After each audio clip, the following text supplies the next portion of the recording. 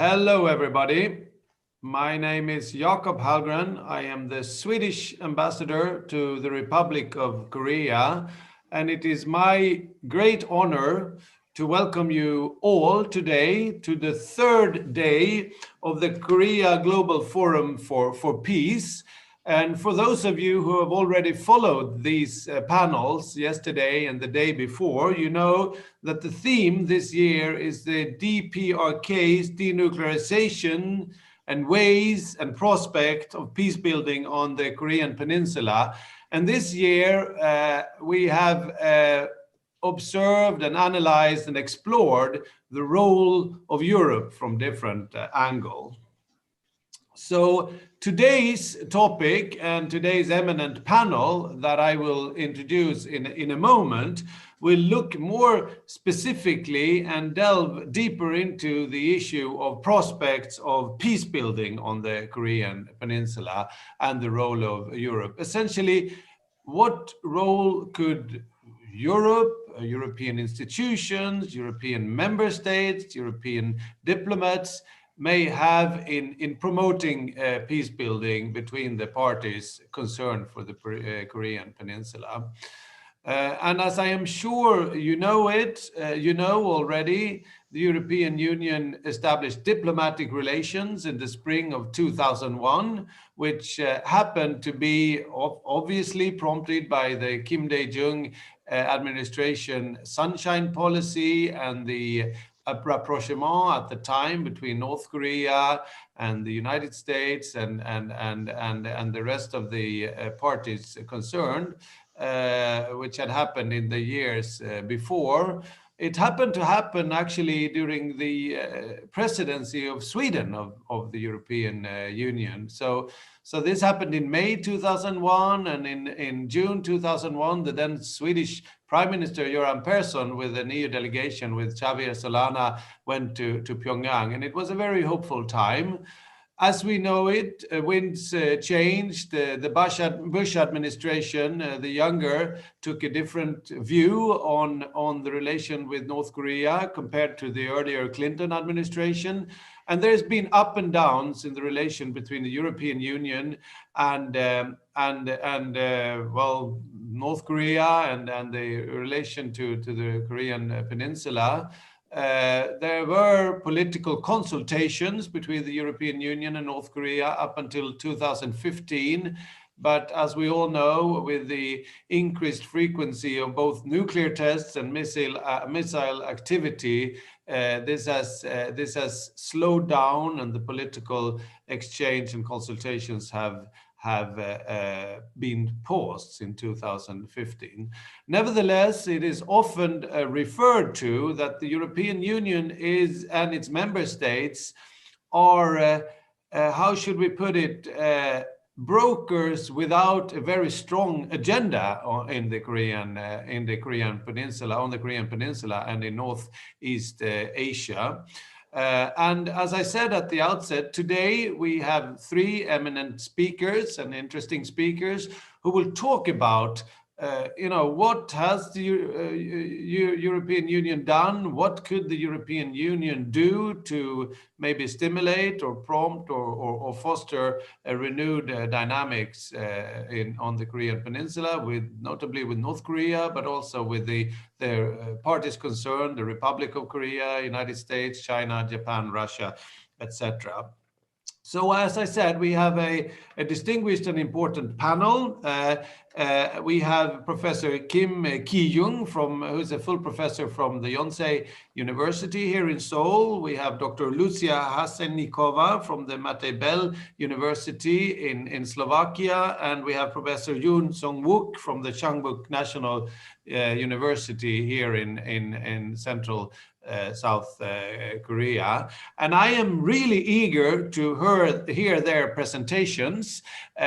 Each of my fellow panelists will will speak for about 5 minutes, and then I will open up for a little bit of a question or two, and then I will move to the next panelist, do the same thing, put a question or two, and then the third, and after that we will open up for a discussion among ourselves. And if you who are out there in the audience, if you have questions, don't hesitate to send in them on the chat room, and then I will be happy to relay them to the whole panel or to an individual panelist. So without further ado, I would like to invite our first panelist, who is Professor Kim Kijung, who is a former full professor of political science at the Yonsei University, very prestigious university, as you know, here in Seoul.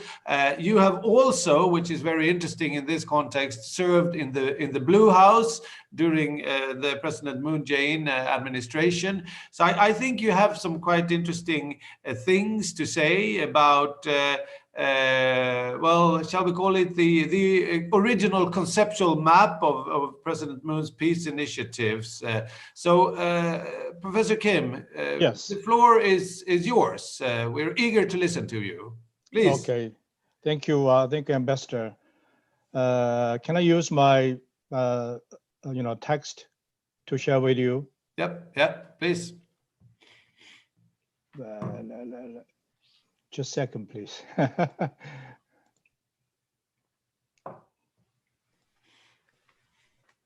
Wow.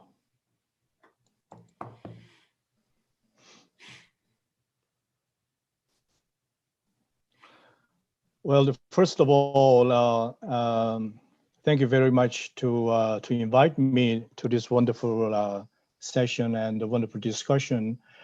And let me see. Maybe I can you see it? Just a second, please. No, but maybe I can. Sorry, I realize I forgot to say one thing for the viewers here. For as you are preparing, Professor Kim, I forgot to mention. Now I do. There it comes. I forgot to mention that we had a fourth panelist, Ms. Lisa Clark of International Peace Bureau. I should, of course, have mentioned that unfortunately she has fallen ill only today, so she will not be with us at this panel. So we wish her well and continue with the three distinguished panelists that we have. Sorry, I should have mentioned that before. Please, over to you again, Professor Kim. Okay. Again, my name is Kijung Kim from Yonsei University. I used to teach at the Yonsei University. I recently retired from the university. And first of all, thank you very much for having interest in Korean Peninsula, especially how to reactivate or how to build the peace on the Korean Peninsula, because many people, even inside Korea or outside Korea, that the resurrection of the peaceful situation of the 2018 would be now impossible. But still, our President Moon Jae-in's peace initiative is still valid. It is very much important to our people and to our to the future of the Korean Peninsula. For the first 5 minutes of my presentation, I like to explain in this way. The basic assumption and the conceptual map of the South Korea Peace Initiative since the 2017. Since the beginning of the Moon Jae-in government. We did it, President Moon Jae-in had to do, because we believe that the 70 or more years of the confrontation between North and South Korea, we've been suffering of that confrontation, or the antagonistic confrontation between North and South Korea. We believe that maintaining the confrontational stance against North Korea would not solve the problem. So we suggested, but one thing interesting you should know is that there are two different ways to how to combine the peace and the denuclearization. Maybe denuclearization is very much important precondition for the peace, but there is two different ways. One is a peace through denuclearization. That is maybe denuclearization would be a precondition for achieving peace on in the future. Maybe there was Washington is thinking about that that strategy, that approach. But in a second approach is that the denuclearization through peace. This is South Korea is interested in we are expecting the peaceful environment with North Korea. It might accelerate North Korea's and Kim Jong-un's commitment toward the denuclearization. So we believe that the peace and the denuclearization should be combined. Two different ways should be it should be effective and it should be combined. But unfortunately, during the 2018, we believe that there was a very much hopeful for the future of the Korean Peninsula. But in 2018 and 2019, and even until today, that peace through denuclearization, many people believe that the peace through denuclearization is the only way. So it was, but in 2020, our government believed that now it is time to reactivate the peace initiative by making a breakthrough and by the reactivate our peace initiative from the original idea. That is, peace through denuclearization is still important, but in denuclearization through peace, maybe we can accelerate it. Kim Jong-un's commitment to, toward the denuclearization. So how to suggest and how to provide a peaceful environment to the North Korea, that would be very much important part in the future. And maybe let me add just one more thing. As you know, the South Korea and the Moon Jae-in government try to give some effort, as we call it, South Korea as drivers toward the peace of the Korean Peninsula.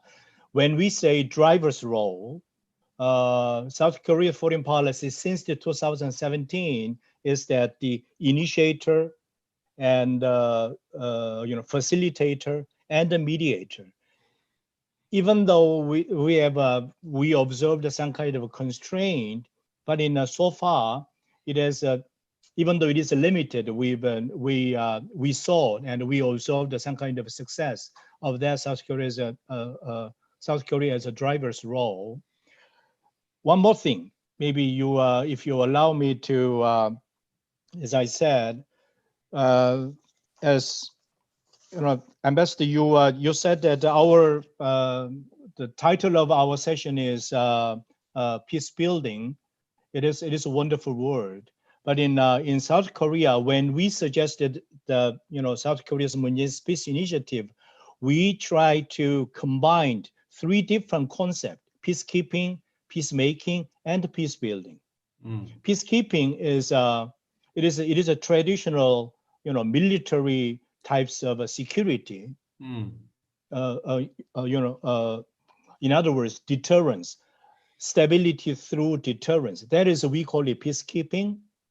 And the peacemaking, that is how the South Korea to deal with the North Korea. That in 2018, as you remember, that we tried to make some treatment, the military agreement with the North Korea in terms of how to achieve arms control on the Korean Peninsula and how to relax the military tensions. So maybe this is the first step toward the institutionalization of the peace on the Korean Peninsula. We call it, this is a peacemaking. But in a way, when we categorize the peace building, this is a little bit different, but it should be combined with the peacekeeping and peacemaking. We call it, this is a market-centric approach toward North Korea. we believe that the sharing with the interest in the market with North Korea, that would minimize the security sensitivity with North Korea. So that is the in other words, we call it, this is a one market Korea. This is a economic approach, or when if I use the academic terms, this is a capitalist peace. On the Korean Peninsula. So we are trying to combine the peacekeeping, peacemaking, and peace building. But when we use peace building in a general way, it's okay. But in our concept, we try to categorize in 3 different ways. Maybe let me stop my first part of my presentation, and then we're gonna that's great. Okay. Well, later. Professor Kim, this is already an extremely useful and interesting start of our discussion today. Somehow, well, I like this last bit, the distinctions and definitions of the different types of peace. I mean, how do you create peace, whether it's keeping, making, or building? And when you say the market approach, I somehow discern that you're talking about essentially building, as you said, a united market, and that through economic prosperity, the interest in peaceful solution increases, and that actually reminds me very much of the way the European Union and European states have increased peace on the European continent, because with the increased prosperity and wealth and economic growth, the incentives for violence and war has diminished. Maybe so, Mr. Kim, I know you wanted to, and you have more to say, but how would you like to? How would you like to comment on Europe and the role of Europe? I mean, based on what you just said as an introduction to your thought and your research. Well, I believe that was the second part of our discussion. Okay. But in the first part, I was trying to explain the South Koreans' original ideas about peacekeeping, Okay. peacemaking, and peace building. But in the Europeans' observation, Europeans' interest, and Europe's creative role is very, very much important. Especially if we want to reactivate this initiative on the Korean Peninsula. And as I said in the earlier, that many people believe that now it's a possibility of the peace on the Korean Peninsula would be would disappear. But I think that still it is a very much valid, and North Korea and Pyongyang and Washington's bilateral talk, maybe that bilateral talk seems to have been monopolizing the whole process. So we need some kind of support and commitment from the European countries. Yeah. Okay. Well, I will let you expand more on that when we have listened to our two other panelists today. Sure. But it's interesting it sounds as if you see the role of Europe both as a maybe facilitator, but also as an inspiration. That's right. Yeah. So let's remember that, and let's move on, because I am very curious to hear what Dr. Lucia Huseinikova has to say. You are a lecturer at the Matej Bell University in Banska Bystrica, or I don't know if that is the right pronunciation, in Slovakia.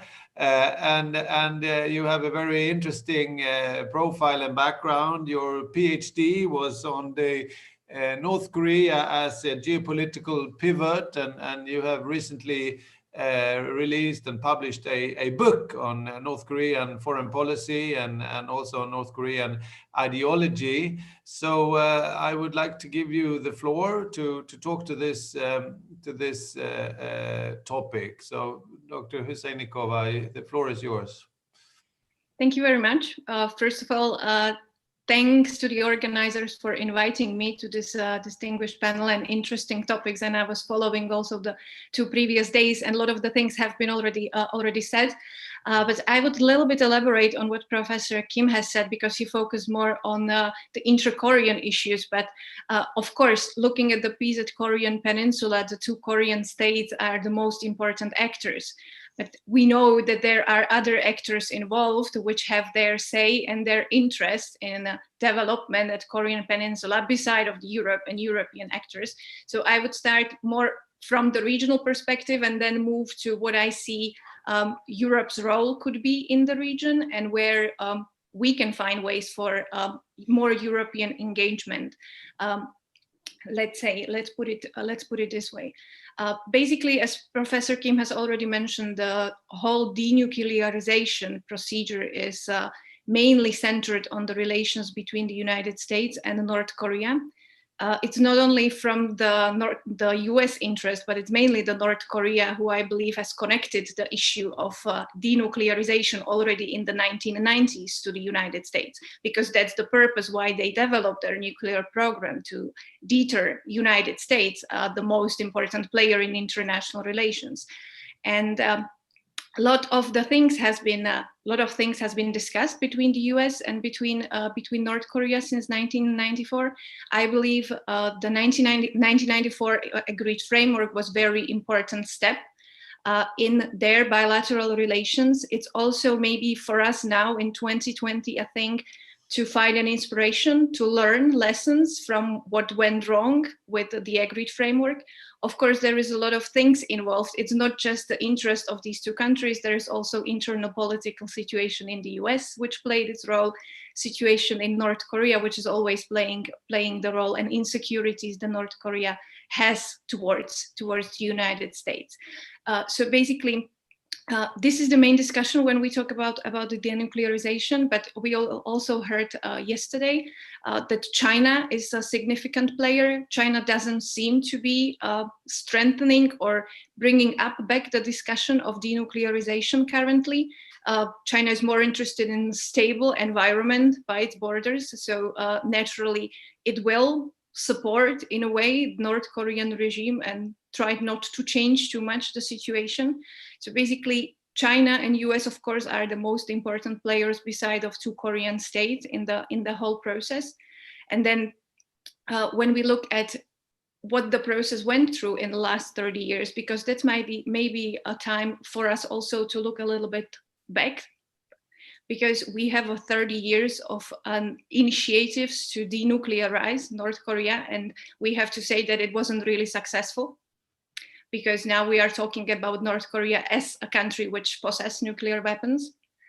So the multilateral forum, which was created at the end of the 90s, the 6-party talks, I believe there was a very interesting, let's say, model or mechanism which was created, because it did evolve more towards also a regional institution. And Nicholas Vanstrom was talking about it yesterday, that's very important. If we want to talk about denuclearization, we have to have regional institutions in Northeast Asia.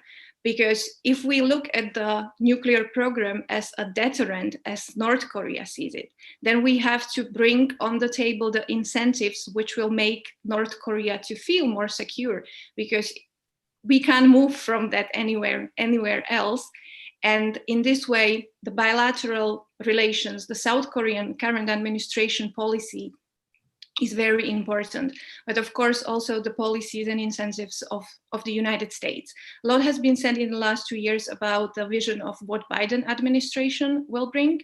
And let's hope that they will be also willing to learn and also take maybe lessons from what the previous or lasting administration of President Trump was doing, what they did wrong, what they did maybe right, because the top-down approach was important for Kim Jong-un, but we know it needs to be connected with bottom-up approach as well. So the situation in the region is not easy because it involves 2 global actors which have their own disputes, which needs to discuss. These own disputes, and then on the side also the issue of situation in Korea. But when I was listening last 2 days, and I was also looking at what is currently happening, basically we are in the situation when we have a country, North Korea, which is hardly predictable, which has its own security issues, and let's say perceiving security and the nuclear program differently than every other member or every other partner which is involved in the regional development, let's say. And we have to try to find a middle way. If we want to talk, if we want to build a trust, which is crucial for any peaceful process to evolve, we need to also try to look maybe at the things from the North Korean perspective. And in this way, this really might be the moment for change of the approach, especially with the new US administration.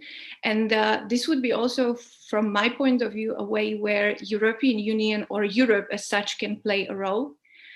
Because when we moved to Europe, of course, Europe is not an actor, not an active actor. It was a beneficiary in the Kijung, but it was just involvement through investments. And we know that the European Union is not interested anymore in doing the same in the future.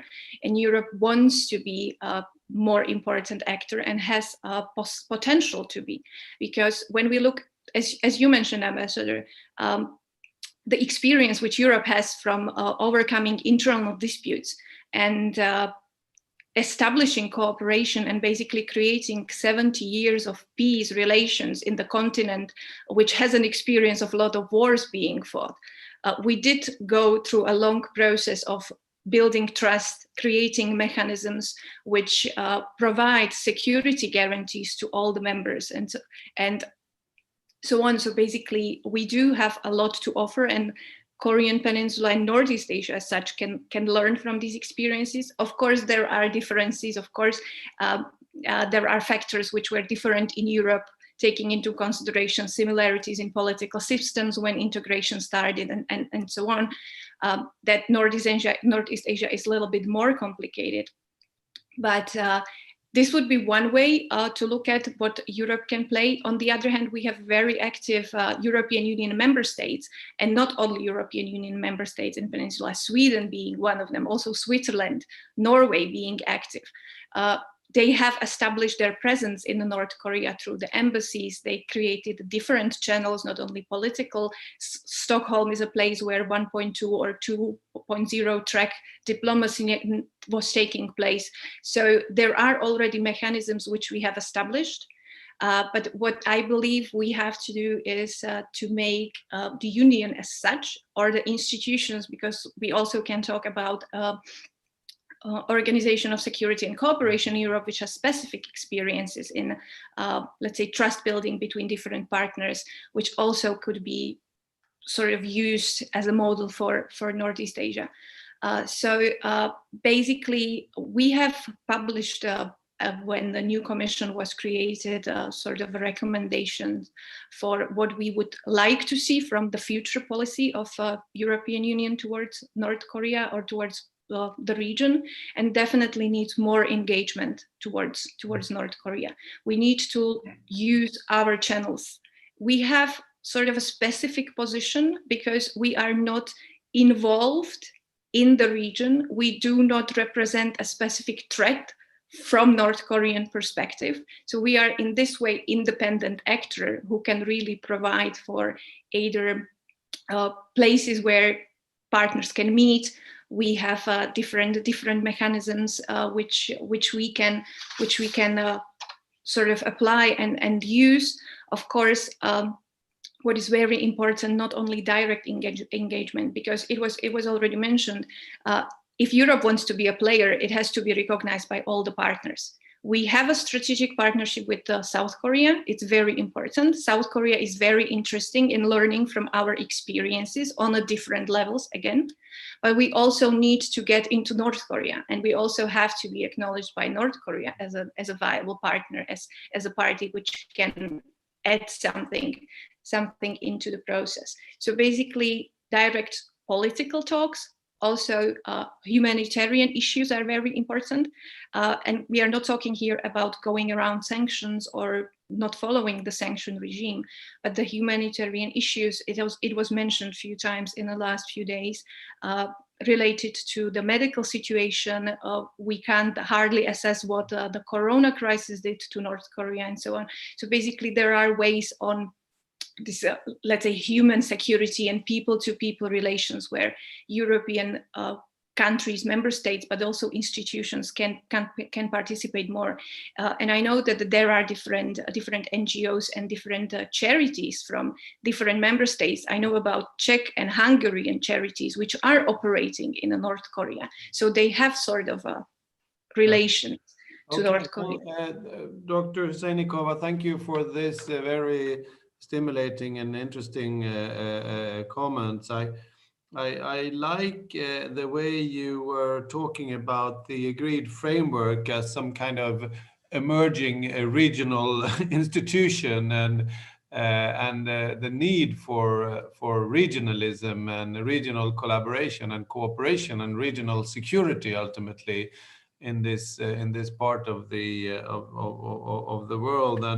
And I also note I think it kind of rhymes with Professor Kim, who is talking about denuclearization through peace, when you are saying that we need to work. I mean, however, I mean, we all agree that the breaches against international peace and security are clearly there through the nuclear activity and the missile, but somehow we need to build trust with all partners concerned, and I think let's also as we go along talk about what the new U.S. administration will. What do you think about their approach to this, and all the things you're saying about the role of the European Union? That's very interesting and pertinent. You know, I think I used to work in the Stockholm International Peace Research Institute, so I actually participated myself in some of those track 2 and track 1.5 meetings in Stockholm before, so I know I have some personal experience. But maybe Dr. Huseinikova, one question before we move on to the next speaker. You are talking about this with enthusiasm, and you know, you're saying we must engage, and EU should do, etc. But I mean, there is a reality where there are actually differences of views among EU member states and EU institutions about this, and what do you, because there are different, some actually are more focusing maybe on the peace through denuclearization rather than denuclearization through peace. So if you should just comment a little bit on how to deal with that challenge as a comment or as a brief question. It's not an easy question, the internal procedures of European Union, and we know that there are a lot of discussions going on and a lot of issues, and a lot of not only members, as you said, but also institutions have a different point of view. But what I would say is that when looking 30 years back, denuclearization and then peace was, or sort of the denuclearization strategies which we applied, or which were applied, were basically not working. And we have to, I think, at certain point, be honest to ourselves that yes, we have our interest, and we shouldn't really give up on our, let's say, visions and ideals and ideas and values which we pursue, which we try to strengthen. But at the end of the day, we have to be rational and we have to be realistic. And seeing that the procedures were not working, I believe there is a need to discuss, and also maybe among ourselves and among the institutions, to see, okay, so let's set the limits. And Niklas Svanström was talking about it. The process has to be programmized and it has to be really set. What for what? So where are we willing to go in the case North Koreans are willing to do this? And from their side, of course, we can't be really sure when they say A that they will do the A also later and they will not change it to the B. But in this way, I believe we have a lot of experienced diplomats from different types of negotiations, and we have to be ready for everything. But we need to really, as I said, be realistic about it and see, okay, this is obviously not working. And there needs to be a change of approach and maybe try to be innovative in a way of how to approach the North Koreans, and also try to maybe, let's say, not emphasize so much our interests, but also talk about their perspectives, their positions, because it was mentioned at the beginning, if you want to talk about peace, you have to be sure that the parties are meaning the same when they talk about peace. And that goes for the denuclearization, and that goes for the future institutionalization of the relations in Northeast Asia. You have to have at least a level of common understanding of the things which we are talking about. Yeah. And we didn't have it. The last summit between US and North Korea was quite obvious that denuclearization means something totally different for one party and the other party. So I believe our homework would be to set, okay, what's our limit, where we are willing to go, and move on that. And as I said, it's a long-lasting process. We know that it's not going to be an issue of 4 years or 8 years, or definitely not an election cycle. No, I agree with that. And maybe that's the thing, to set up a background for a lasting and sustainable policy on the side of the Europe and on the side of other partners. I agree with that. And I was attending the Jeju Forum on Peace and Prosperity, where I was sitting on a panel the other day on multilateralism. And one of my points there was that I think that there needs to be an agreement on all sides of a long-term commitment, irrespective of administrations and over election cycles. So on the US side, on the North Korean, Europe, South Korea, etc. Because if the ball posts keep changing, that is detrimental to trust and to an agreed process. So, Professor Yoon Sung-wook, we have been waiting to listen to you, and I actually think it's very, very opportune and extremely interesting that you come in now as the last panelist for your introductory panel. You are, as I mentioned before, a professor at the Kyungbuk National University in Central Korea, just north of Daejeon, and you have also, just like Professor Kim, worked for the government. You worked for MOFA earlier, and I know that you have written and researched extensively on, notably, European integrations. I can think of no one more, good to listen to with this background of what we have discussed so far. And I know one of the many questions I have is, how come the European Union can broker a deal in Iran, but not in North Korea? But Professor Yoon, I give you the floor. Sorry, you have to unmute. We don't hear now. Okay. Okay. Thanks very much, Ambassador. I'm very pleased and honored to be in this forum, which talks about the role of the Europe in the process of peace building in the Korean Peninsula. Yeah. I'm more excited actually, because normally experts in Korea do not really believe that we don't know exactly whether the European Union is interested or has any intention to be engaged in the North Korean issues or in the Korean Peninsula. So I do really hope that this forum could give kind of motivations for both the European Union and to Korea's to make a creative way for the peace building in the Korean Peninsula. My presentations normally will focus on today on the role of the Europe. And I don't think I need to explain why the European Union has some difficulties to be a global actors in terms of the security affairs, but as you know, there is problems of competencies and complexities of EU decision-making procedures. Nevertheless, I believe that the EU could play its own role in easing tensions between two Koreas and in the process of peace building in the Korean Peninsula. This is because the EU has never shown its interest or any intentions to be a military superpower.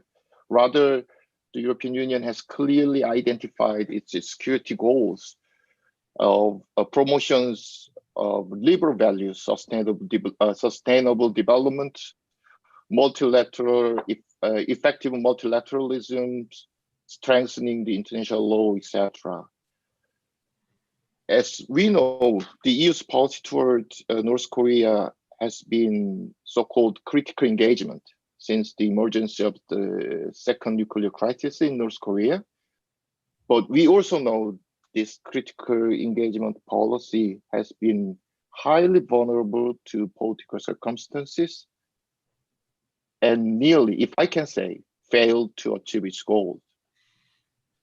In addition, the strategies of active pressures in North Korea by mainly focusing on restrictive measures and a halt to an official dialogue resulted in an even more diminished the EU's role in security affairs in the Korean Peninsula. Then, let me briefly explain why I believe the European Union is deserved to be an inevitable player in the Korean Peninsula. As the ambassador mentioned before, we have witnessed what the European Union has done in Iran's nuclear negotiations as a mediator, facilitator, and a go-between of trust builder between the United States and Iran. The Iran's nuclear deal tells us how diplomatic way of conflict resolution works and how effective multilateralism was effectively operated. Because the Iran's deal was agreed on multilateral basis, including international organizations, it is still alive regardless of the withdrawal of the United States. Of course, we cannot forget the EU's efforts to keep the deal alive as well. And also, as Lucia mentions, the EU and a couple of member states, such as Germany and Sweden, they said, we are very proud of what the EU has done in the Iran's nuclear deal. And also, they say they are ready to help North Korea's nuclear negotiation with confidence based on their experience on Iran's nuclear negotiations. Then one question just comes up to me naturally. What should be the next step for the European Union?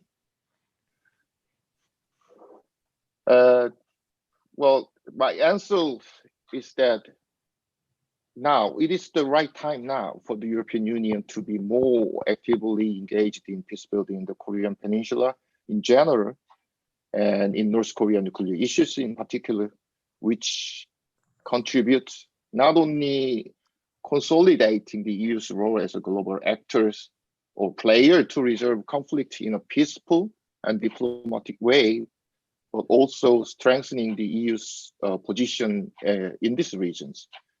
For this, I would like to suggest what the EU could or should do.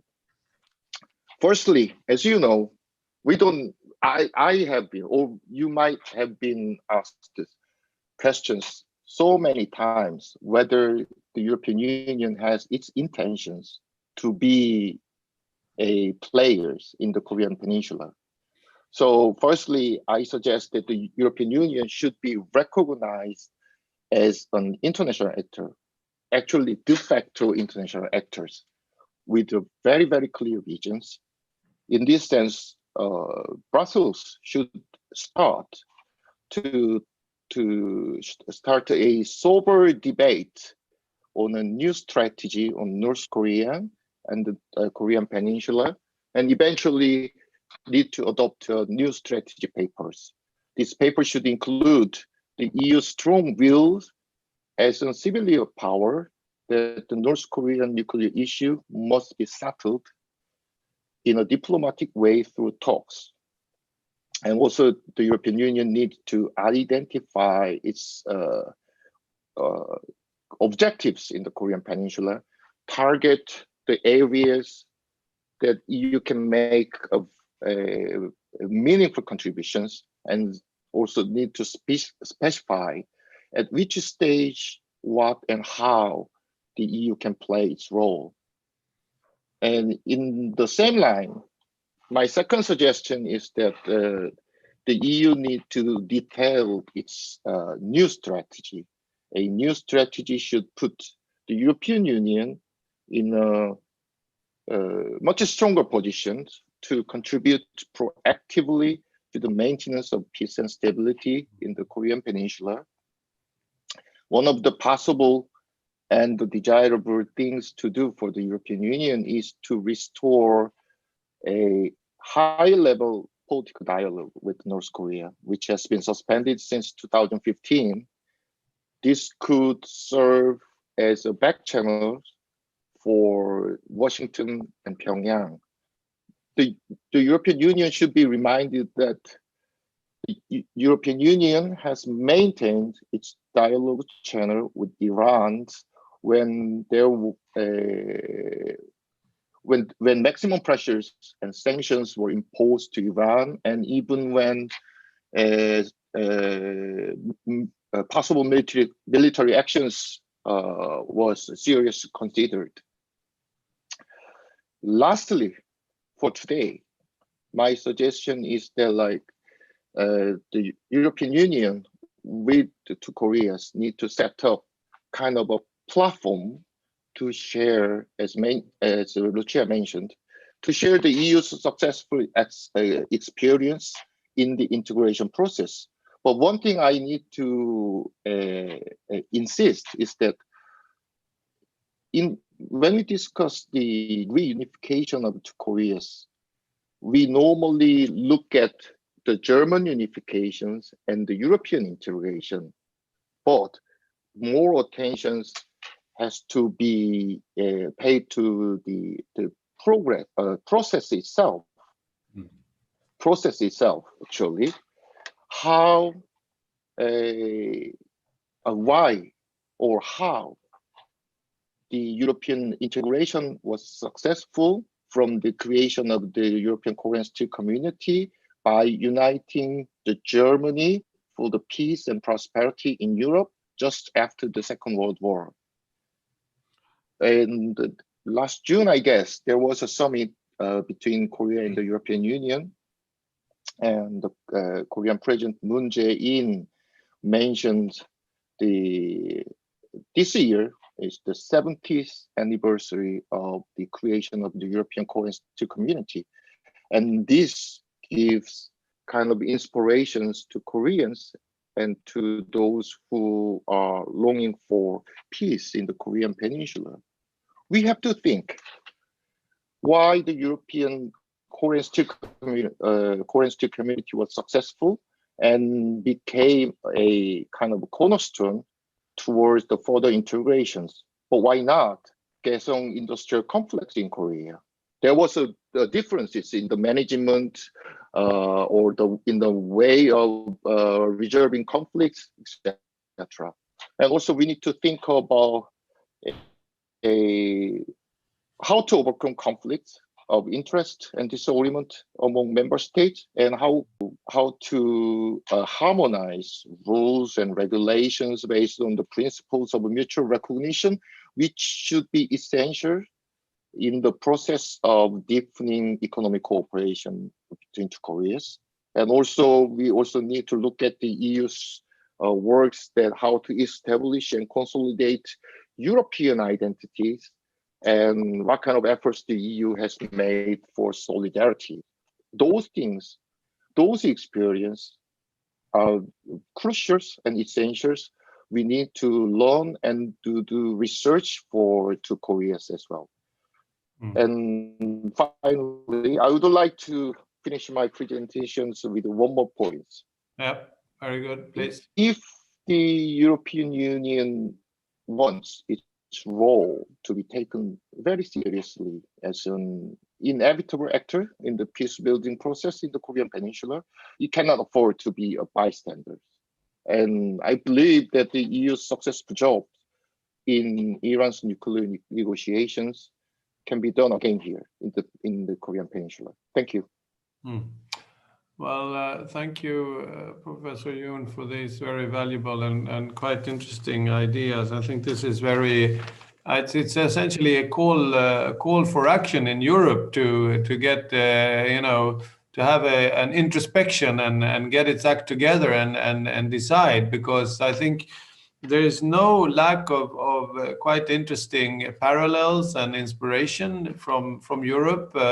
And you have not even talked about the Organization for Security and Cooperation in Europe, where the whole arms reduction and military inspection regime also added very much to European security. There's certainly no lack of inspiration from European experiences when it comes to Northeast Asia and the Korean Peninsula. But I guess it boils down to both political circumstances and political will, not only in Europe, but also in some of the other capitals.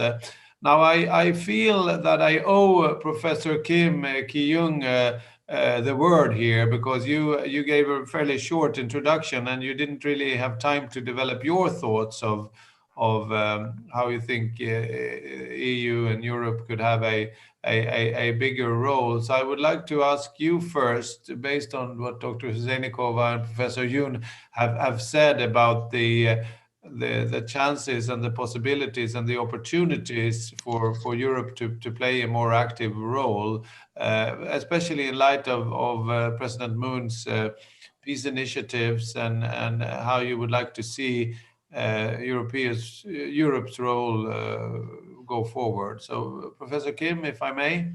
Yes, I think that Professor Yoon made a clear point that we look at the European experience since the end of World War II, since 1945. You know, European experience has given us, you know, much of the, you know, inspiration when we look forward to achieve the peaceful coexistence with North Korea, and how to build you know, stable, you know, environment, not only on the Korean Peninsula but in you know, Northeast Asia too. We see it in this way. The first thing is that the process that the European achieved, you know, integration, you know, integration beyond the cooperation. We saw it cooperation and making you made economic community and community building, and then, you know, political integration. That was how we saw the European experience. We believe that that is not impossible in the Northeast Asia, and but in maybe we can apply it in a you know, different way. Another things that you know, Europeans experience when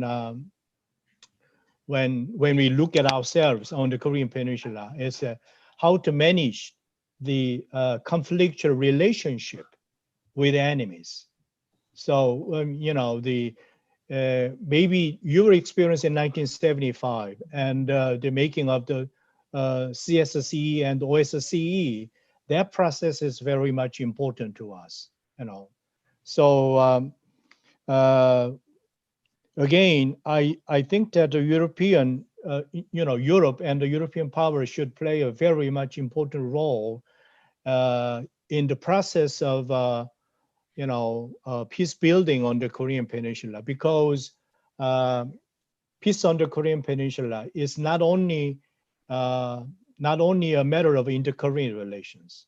It is a matter of a Northeast Asian, you know, regional problem, and especially the nuclearization issue of the Korean Peninsula and the denuclearization of the North Korea is not a matter of inter-Korean. It's not a matter of a Northeast Asian regional problem. It is a global, the global issues. So you should play a certain role. I mean, when you think of when we think about the a future of the Korean Peninsula, I think that the European power is very much important stakeholder during the whole process.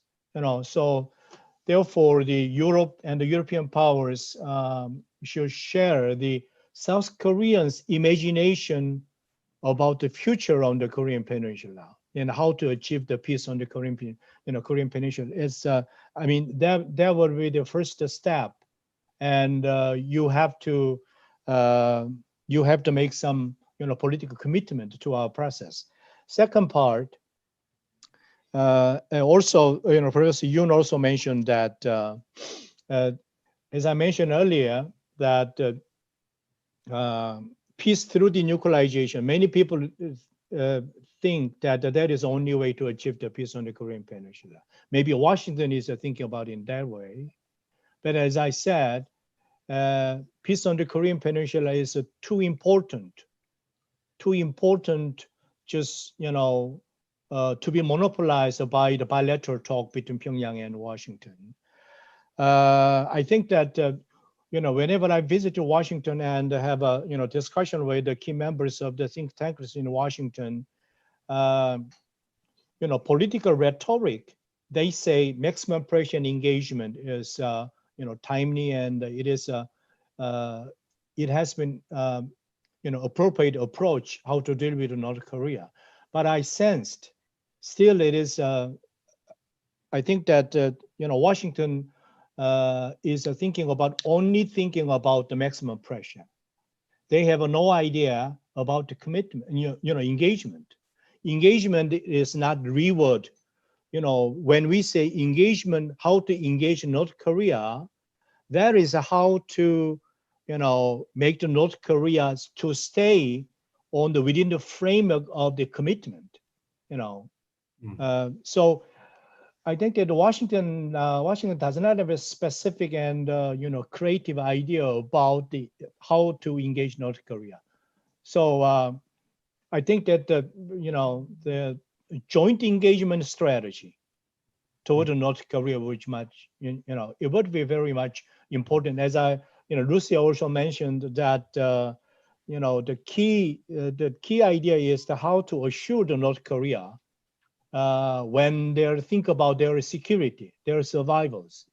That is very much, that is a very much important part of the denuclearization through peace approach. So in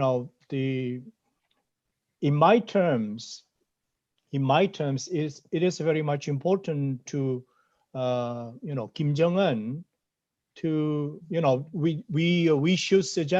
we should provide a certain commitment in terms of a point of no returns. The Kim Jong-un made some public, not only to his people but to the international community, that North Korea would be denuclearized in the future. But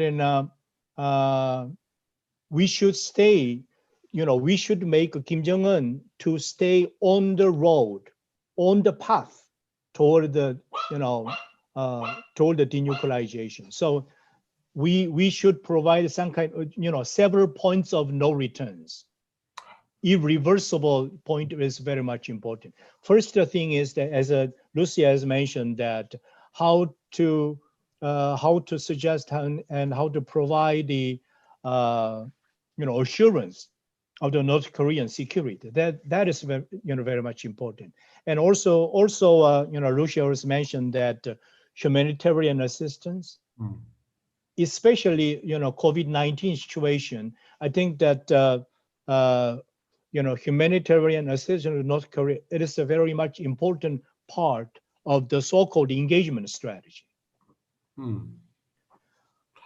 So, as I said, that Europe is a part and the responsible power to make the Korean Peninsula more stable and more peaceful. Oh, that's very, very interesting. And since you also worked in the Blue House, I can see that what you're saying, I'm sure, is quite representative of the thinking within the administration. And I agree with many of the things that you say. Very interesting. It's a question of engaging, and that can be done in different ways. It's a question of actually providing some assurances, because if you feel more secure militarily, security-wise, if you see that there is an economic perspective, if there is an engagement through humanitarian, etc., maybe the incentives of further armament will decrease, and in the longer term, denuclearization will happen. We of course know the reality is that there is a lack of trust, notably in North America, so that but in this context, I must say that I think that Stephen Began's speech in Stamford in February 2019, just before Hanoi, was quite interesting, where he spoke about the incremental step-by-step and leaps of faith approach. Somehow that got lost before, and in Hanoi, or the demands were too big, or there wasn't enough trust yet. But maybe Dr. Huseinikova, Lucia, because we haven't talked so much. We have talked about that the EU can offer, that what it should offer, but the EU needs to get its act together and agree on what it'd like to offer. We have talked about what should be offered to North Korea and to the parties, but what are the parties' wish? I mean, does North Korea want to have EU around? I mean, United States is one thing, but what do the North Koreans actually want? I mean, you have written a whole book on North Korean foreign policy and ideology, and I mean, there needs to be, you need to be two to tango. Or I mean, I would like to ask you about the other actors in the region, but if we start with North Korea itself. Does it want to have EU here? Or because many of the noises have been from Pyongyang, we want to talk with Washington only.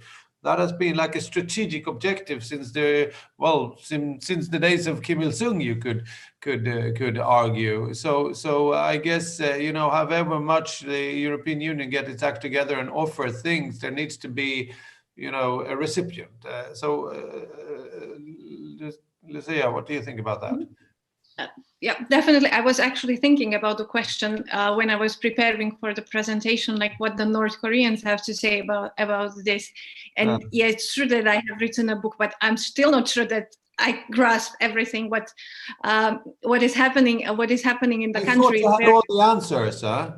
No, unfortunately, not really. But the thing is that it's true that North Korea was the party in this in this whole process, which was pushing for more interest from the United States and direct engagement with the United States from the 1994 or 1990s, so beginning. But maybe I would like to believe that they have learned from the last 30 years as well. Also seeing the changes in politics in the United States. As I said, the Clintons agreed framework, then Bush came and everything was sort of forgotten and the strategy has changed. Then with Obama, it was so basically nothing was happening, and then Trump came. So what I was thinking is that if you have such a strong opponent as the US is for North Korea, which is can change its approach, let's say, I would say that it would be in the interest of the weaker party, so the North Korea, to have sort of an external guarantees or some external players which could maybe, in the case, provide for certain level of security. Of course, the first thing which comes to our mind when we talk about this, it's China, because China is an important partner for North Korea. China always had the back of North Korea, even though before 2018, China was sort of following the sanctions more strictly than ever before. But exactly from this perspective, I believe there is a potential. Also looking at North Korea was using the, let's say, Stockholm channel, or it's using Swedish embassy in North Korea also to talk to the US or send the messages to the US. So basically, some European countries which have presence in North Korea has proved in a way for North Korea as a reliable partner in a way. So basically building up on this, but then of course that will strongly depend on what the Biden North Korea policy will be, how the approach will be, because I believe that this could be done also in coordination with the United States to bring the EU as an additional player with all the experiences I believe Biden administration will cherish from the Iran deal and everything. So, or will value from the experience the Europe has. So I think there is a chance that North Korea might accept, but of course, I wouldn't say it 100% because the way it is, the way the situation is, the US is the prime interest of negotiation partner for North Korea. It was showed also when they stopped talking to South Korean government at the end after 2019.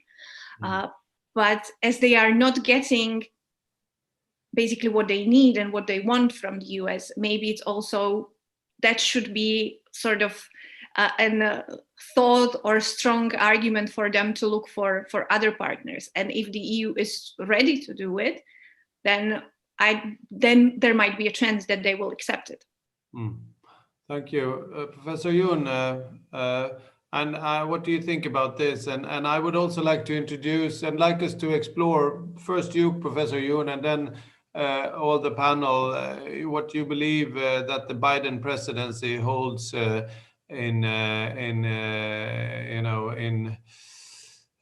what will be coming out of them according to your thoughts. But Professor Yoon, what do the North Koreans want actually? Do they want to work with the European Union? Now you are muted again. You have to unmute. Okay. As Lucia said, and well, I'm not quite sure whether North Korea really wants the EU to be involved in the process or in the negotiations, or also I might think the European Union also is kind of concerned about, even if the EU wants to be in the peace building process or in the negotiation, the EU might be concerned about what other stakeholder in the nuclear issues, like United States, Russia, Japan, and China, what they think about it. But I think that is the role of the Korean government, and it's time for Korean diplomacy. That there is no any kind of justifications that those countries refuse to EU's engagement in peace building process. So after Biden becomes the president next January, I think it's the quite right time for the European Union, or I can say there is more opportunities or rooms for the EU to be involved in the Korean Peninsula issues. And first of all, as I mentioned before, the European Union should express its willingness or intention that the EU can do or wants to do it. And I completely agree with what Professor Kim said before, that we need to make a solutions that North Korea on the road towards the denuclearizations. And I don't think United States or China, other Russia or Japan, they cannot do, because we know that those states have their own interests, and we have witnessed that those interests are sometimes clashed. So we believe that the European Union doesn't have any interest in this the peninsula, and it could be neutral than any other players in the Korean Peninsula. So it could be the right time, and we believe that Biden strongly insists that he will support multilateral systems, and so it could be the right time for the European Union to have the chance to be in, I guess, and I hope. Yeah, well, you could, of course, argue that the JCPOA, the Joint Comprehensive Plan of Action, was actually a result of a tango between the United States, Europe, and Iran. And there was like an active support and interest from the United States side during the Obama administration to also have Europe involved. Now, during the Trump years, it has been very clear from both sides, it seems, that it was like a bilateral affair. Well, now Europe or European member states, notably Sweden, did have a bit of a role, but that was much more facilitation rather than negotiation. So I agree that I see a scenario where a Biden administration re-engages, with the Korean Peninsula, and maybe, because I guess it's impossible not to do it after the Trump years and after the Obama years, because the strategic patience didn't lead to a lot of concrete results, rather the peaceful outcomes, rather the contrary. And now I think, I don't know what you think, but it seems as if it's going to be difficult just to go back to strategic patience. And in such a scenario, maybe the United States would like to multilateralize it. Now, again, this also needs to be agreed from the North Korean side, I guess. Yeah, and what the EU needs to agree on and to do and to offer in order to convince all parties, that of course remains to be seen. Professor Kim, what do you think? Well, as you mentioned, Ambassador, strategic patience version 2, that is not desirable scenario for South Korea. And I think that, many people agreed that next 6 months or 8 months, during the very initial stage of the the so-called policy, the formulating period of the Biden administration, there is that 6 months or 8 months period is very much important. Europeans' commitment, or you can persuade North Korea one thing not to do. There is one thing that North Korea should not do. As we can recall that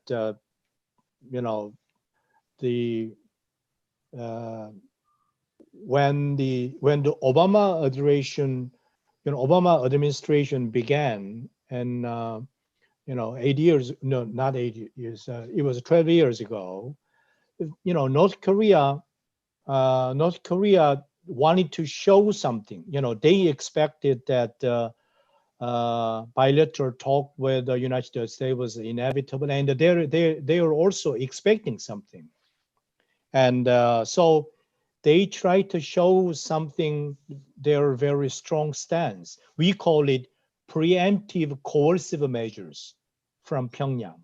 That was, there was a mistake. During that 6 months period, North Korea tried to launch the, missiles and, test the nuclear test. That was a misleading. That was a mistake. That was one thing that Washington is very much suspicious about North Korea's, intentions. So that would, coercive preemptive measures for North Korea vis-a-vis, the Washington, that is not to do. That is the North Korea should not do during the next 6 months. One more thing that if the European powers wants to involve and make some contribution, how to reactivate the peace process on the Korean Peninsula, we should know, and you should know what's going on, what has been happening inside North Korea. I mean, even though it is South Korea's assessment about inside the politics of North Korea, we believe that there are two different groups.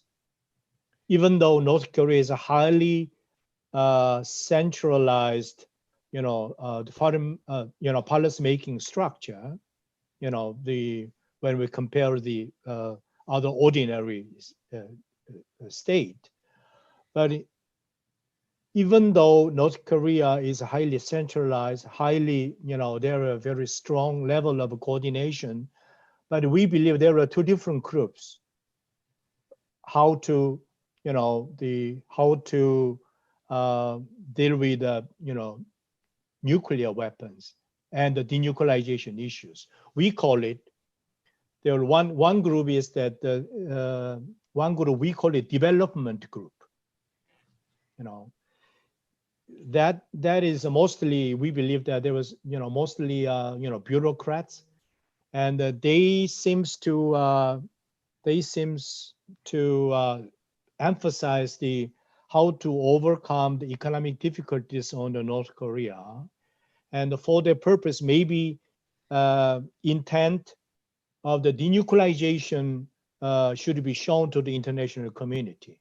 So there was a why the Kim Jong-un showed some kind of commitment, public commitment of the denuclearization in 2018. And they believe that action-to-action formula is very much important to approach the denuclearization. Libyan model would not working to that group.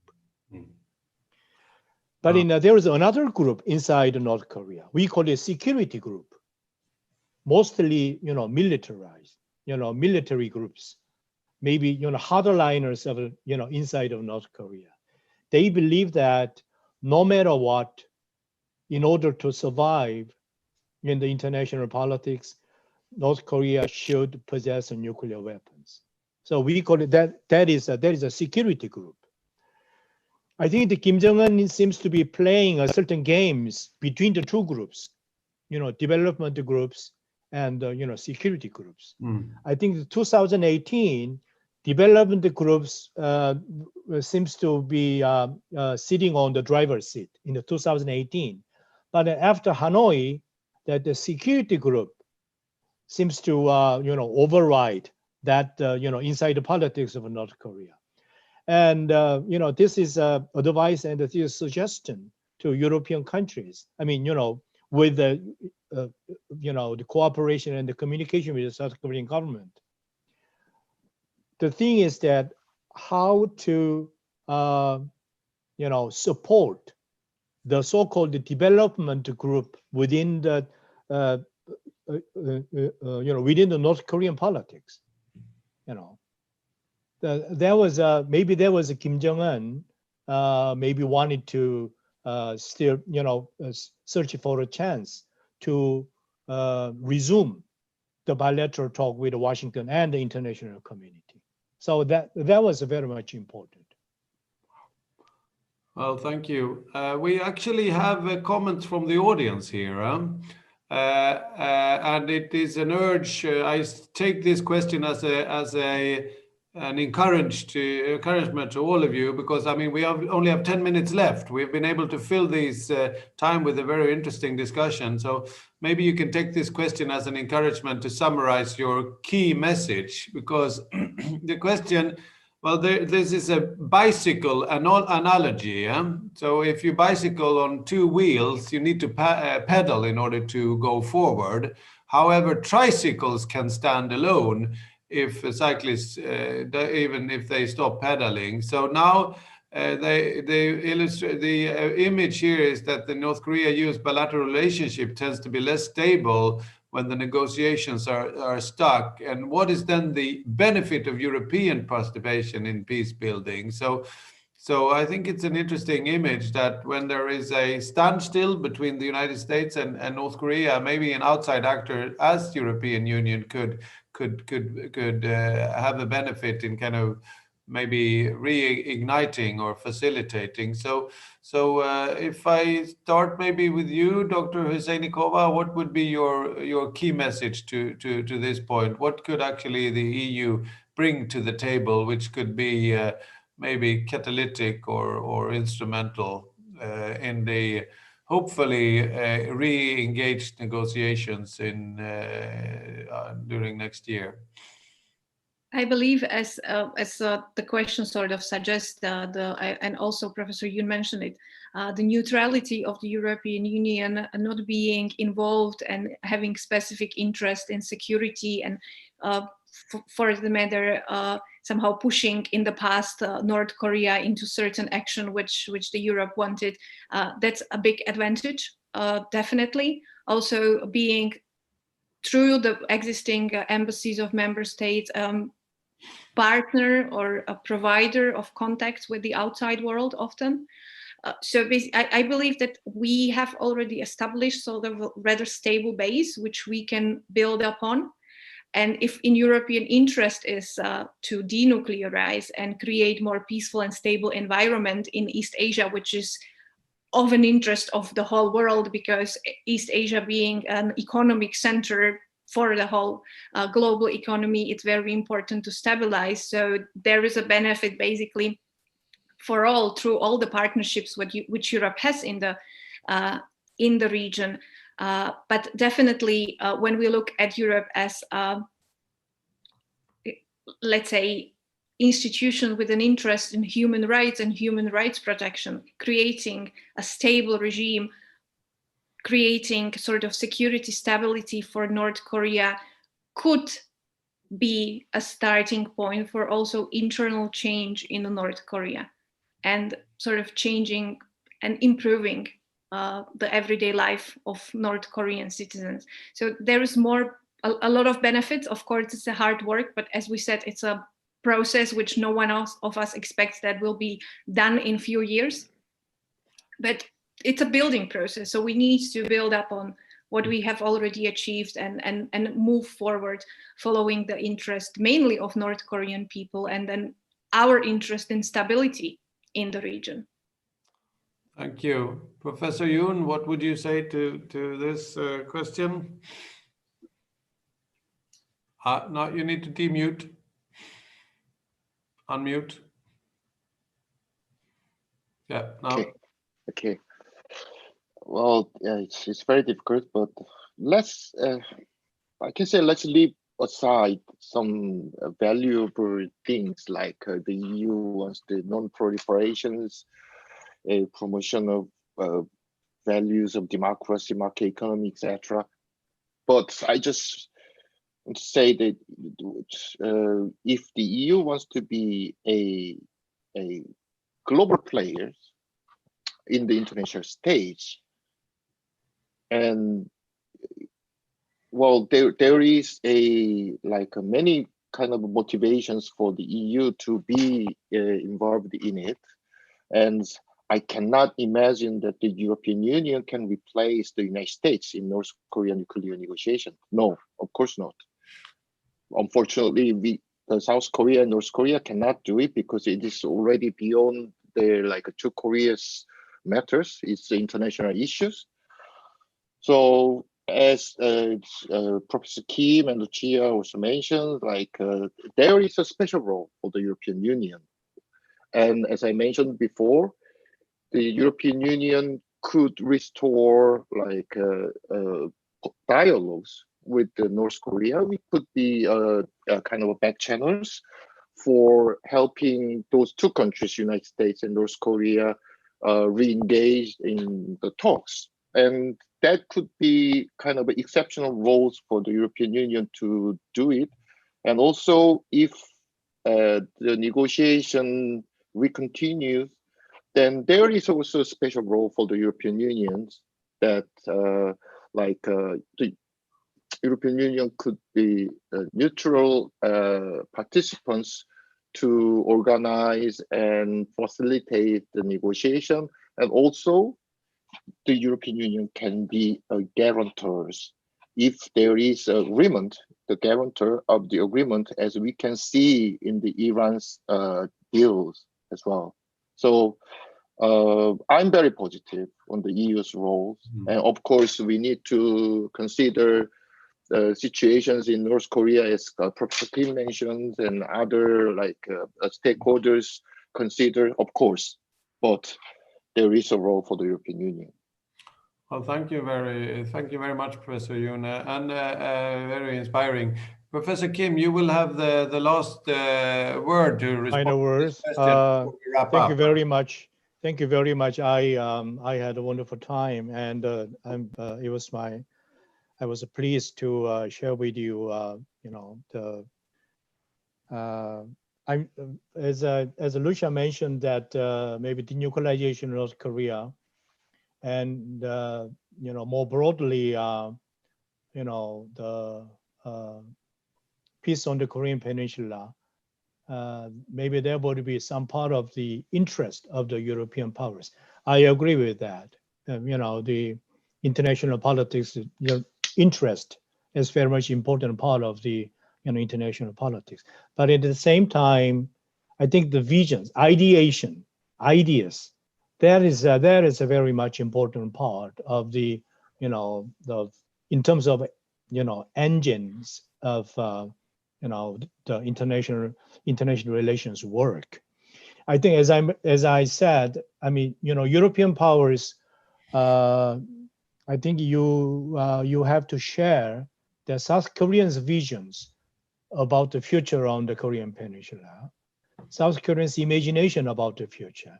As Professor Yoon also mentioned that maybe when we look back the history of Europe, community building and integration, I think the process is very much important. South Korea's vision about the future of unified Korea, we have two different kinds of unification in terms of concept. One is a de jure unification. It is a legal integration. But in the unification process, unification as a process that South Korean government is still doing now is that de facto unification. How to make the peaceful coexistence and the peaceful environment for the coexist between North South Korea. I think that that was European powers should you should recognize that you are very much important player on the on the Korean peace building on the Korean Peninsula. I think that was one more so on the basis of that, maybe European and European Union as well as the several the European powers should consult with South Korea and cooperate with South Korean government how to suggest how to design the so-called joint engagement to North Korea. That is, I think, that the keywords that I want to emphasize today. Well, thank you, Professor Kim, and thank you to the three of you for an extremely interesting and intellectually rewarding discussion today. Some of the keywords that I take away as inspiration for the decision makers in Brussels and in all of the capitals in Europe are that the Europe and the European Unions are considered as neutral actors to the conflict, that they can contribute to stabilization and maybe even societal change in North Korea, and that the EU can provide back channels for talks between North Korea and the United States and other regional actors, that they can organize, they can facilitate, and they can even maybe be a guarantor of future agreements, and that the visions and the ideas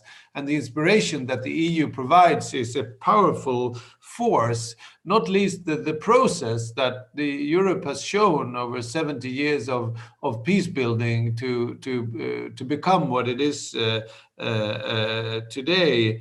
Is I think inspirational, and it's important that the Europeans and European Union doesn't underestimate the power of that. But of course, there needs to be an agreement on how to take that forward. And this last word from you, Professor Kim, about joint engagement, I think is a very interesting one. So with all of these great ideas from you as researchers and scholars on this topic, I want to end this, and I hope that some of this will be taken up. I will certainly remember, but it will be taken up as the decision makers are making tough decisions in light of the realities in Brussels and in other member states. And let's hope also that the new U.S. administration will carry this forward and continue this duty to work for peace on the peninsula. So thank you so very much, and also thank you so very much to the Minister of Unification and Mr. Munyin, who is now looking at me here because our time is up. And I think this is also the end of 3 days of very exciting discussions. So congratulations to you to having organized this very interesting panel, even though it is online. I hope we can meet physically next time. So thank you very much. And thanks to all of you. Great work. Good job.